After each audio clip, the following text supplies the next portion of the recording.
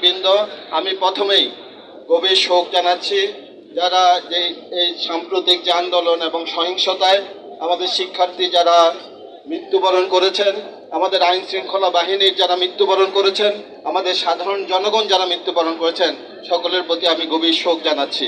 আমি যারা আহত হয়েছে তাদের প্রতি এবং যারা নিহত এবং আহত হয়েছে তাদের পরিবারের প্রতি সমবেদনা জানাচ্ছি। আমরা বাংলাদেশ একটি স্থিতিশীল উন্নয়নের পথে এগিয়ে যাচ্ছিল, সারা বিশ্বে বাংলাদেশের একটি অবস্থান তৈরি হচ্ছিল এবং এই মেডিকেল সেক্টরও আপনারা জানেন যে আমাদের শিক্ষার্থীদের যে মেডিকেল কলেজগুলো সেখানে কিন্তু বর্তমানে কোনো সেশন জট নেই। আমাদের যে যারা আমরা চিকিৎসক রয়েছে, আমাদের যারা নার্স রয়েছে, সেখানে নিয়োগ থেকে পদোন্নতি থেকে শুরু করে ব্যাপক উন্নয়ন হয়েছে। সেই স্থিতিশীলতার মধ্য দিয়ে আমরা যাচ্ছিলাম।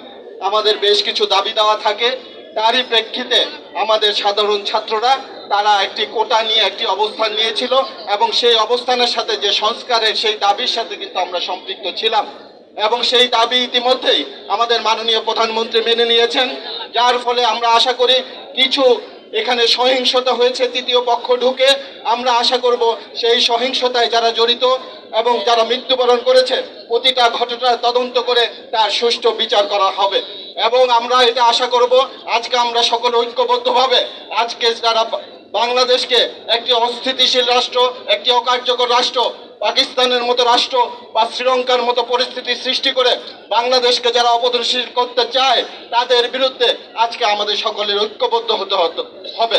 আমাদের ফেসবুকের মাধ্যমে যে গুজব সৃষ্টি করছে সেই গুজব যারা সৃষ্টি করছে তাদের বোঝাতে হবে এবং এই গুজবের বিরুদ্ধে আমাদের একটা শক্ত অবস্থান আমাদের নিতে হবে।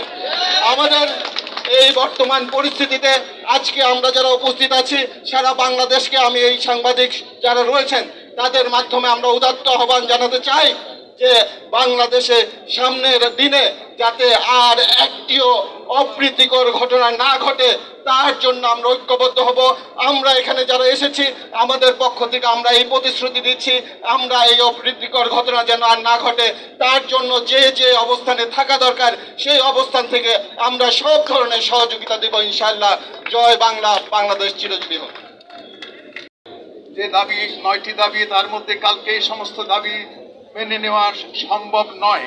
কাজেই আমার মনে হয় একটু সময় দিতে হবে, যে সময়ের মধ্যে দাবিগুলো মানার জন্য ব্যবস্থা গ্রহণ করা হবে।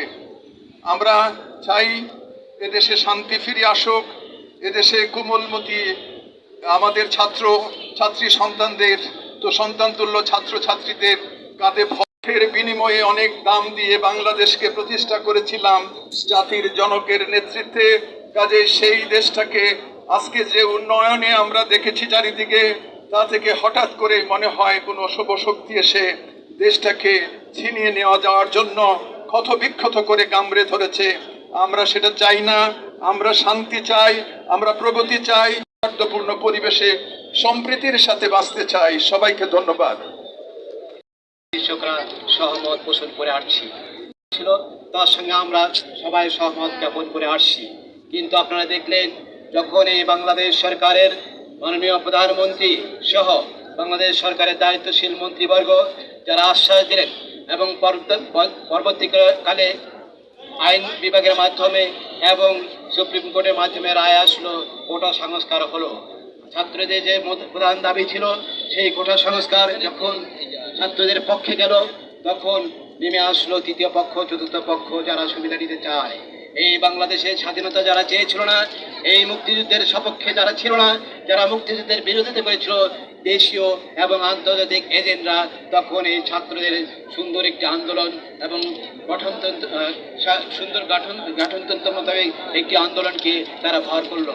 তারা ষড়যন্ত্র করে ছাত্রদেরকে চাপ উঠিয়ে গিয়ে তারা দখল দিল ছাত্রদের সেই আন্দোলনকে। আপনারা লক্ষ্য করেছেন সর্বত্র হয়েছে ষড়যন্ত্রের উপহার হিসেবে তারা কি করেছে, এদেশের বাংলাদেশের যে মহান উন্নয়নের যে রূপক, যেই রূপকগুলোর মাধ্যমে বাংলাদেশ পরিচিতি পেয়েছে, বাংলাদেশ উন্নয়নশীল দেশের দিকে, উন্নত দেশের দিকে ধাবিত হচ্ছে। বর্তমান প্রধানমন্ত্রী জননেত্রী শেখ হাসিনার মাধ্যমে তাদের নির্দেশনায়, তার পরিকল্পনায় আমাদের সেই দূরদর্শী সম্পন্ন বিশ্বের একমাত্র দূরদর্শী সম্পন্ন নেত্রী, তার মাধ্যমে বাংলাদেশ যখন এগিয়ে ছিল, সেই এগিয়ে যাওয়ার যে রূপক যে এগিয়ে যাওয়ার যে চিহ্ন, সেই চিহ্নগুলিকে ধ্বংস করা হয়েছে।